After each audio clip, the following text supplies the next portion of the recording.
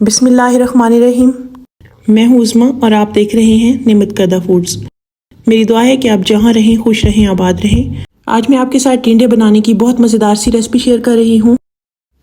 टिंडे का सालन अमूमन एक ऐसी सब्ज़ी है जो कि बच्चे नहीं खाते, तो मैं आपको ऐसे मज़ेदार सी ट्रिक बताऊँगी, वो आप अप्लाई करेंगे तो बच्चे बहुत शौक़ से टिंडे की सब्ज़ी भी खाएँगे। तो इसके लिए मैंने 3 पाव टिंडे लिए हैं। इसको मैंने धोकर बहुत अच्छी तरह से साफ़ कर लिया है। इसके बाद छुरी की मदद से हमने इसे काटना है। इस तरह से दोनों तरफ से हमने काट दिया और इसका छिलका हमने रिमूव नहीं करना, बल्कि इसको छिलका जो है खुरच के हमने उतारना है। मैं आपको दिखा देती हूँ कि मोटा मोटा छिलका नहीं उतारना, बल्कि जिस तरह से मैं उतार रही हूँ छुरी की मदद से इस तरह से उतारना है और इस तरह से टिंडे की लुक आएगी। तो हमने इनको दरमियाने टुकड़ों में कट कर लेना है। दूसरी तरफ हमने एक बाउल लेना है और तकरीबन 4 टेबल स्पून दही हमने लेना है और उसमें हमने एक मीडियम साइज़ का टमाटर काट कर ऐड कर देना है और इसमें हमने अचार गोश्त मसाला के 2 टेबल स्पून ऐड कर देने हैं और इसको हमने अच्छी तरह मिक्स कर लेना है और 30 मिनट के लिए इसे मैरिनेट कर देना है। टिंडे जो हमने कट किए थे उनमें हमने 1 टेबल स्पून अचार गोश्त मसाला के ऐड कर देने हैं और इनको भी हमने बहुत अच्छे से मिक्स कर देना है और इनको भी हमने तकरीबन आधे घंटे के लिए मैरिनेट करने के लिए रख देना है।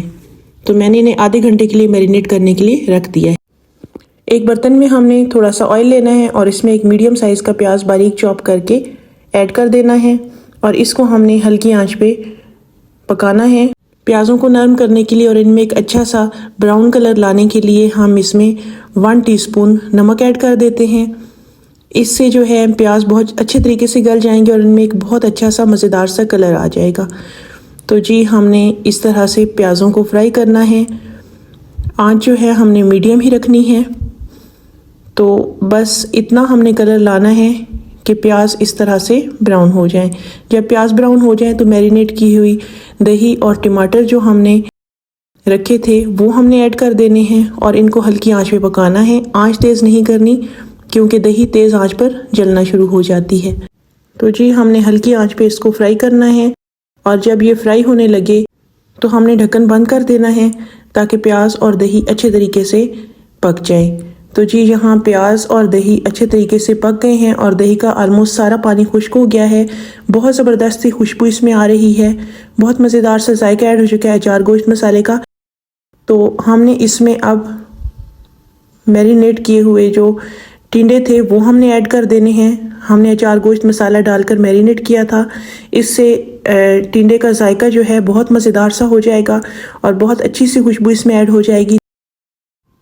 और अगर आपने अभी तक मेरे चैनल को सब्सक्राइब नहीं किया तो इसे सब्सक्राइब कर लें और साथ में दिए गए बेल आइकन को भी प्रेस कर दें ताकि मेरी हर आने वाली नई वीडियो आपको मिलती रहें। तो जी बस हमने इतना ही भूनना है। जब टिंडे फ्राई होने की खुशबू आने लगे और इसका पानी जो है खुश्क होने लगे तो हमने धनिया स्प्रिंकल कर देना है। ये हमने बहुत छोटा छोटा कट कर लिया था और हमने इसको दम दे देना है ढक्कन बंद करके। तो जी माशाल्लाह से बहुत अच्छे से ये टिंडे जो हैं गल चुके हैं और सब्ज़ी की लुक मज़ीद खूबसूरत करने के लिए हम धनिया कट करके इस पर स्प्रिंकल कर देंगे। इससे बहुत अच्छी सी फ्रेश धनिया की खुशबू भी इसमें ऐड हो जाएगी। कसूरी मेथी खुशबू के लिए और जायके के लिए। कसूरी मेथी से बहुत अच्छी सी खुशबू आ जाती है और सालन की जो है लुक भी बहुत अच्छी हो जाती है। तो इस तरह से हमने स्प्रिंकल कर दी और साथ ही हमारे मज़ेदार टिंडे का सालन बन के तैयार है।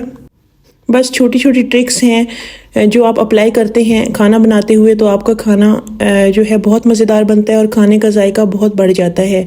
अमूमन बड़ों को तो सब्ज़ी खाने का कोई मसला नहीं होता, लेकिन घर में जो बहुत छोटे बच्चे होते हैं जो खाना भी सीख रहे होते हैं, सालन खाना सीख रहे होते हैं, तो उनके लिए प्रॉब्लम हो जाती है मिर्च मसाले वगैरह के लिए। तो जिन घरों में बच्चे हैं वो मिर्च मसाले अपने हिसाब से ऐड किया करें। आज के लिए बस इतना ही। कल मिलते हैं एक नई वीडियो के साथ। कल तक के लिए अल्लाह हाफिज़।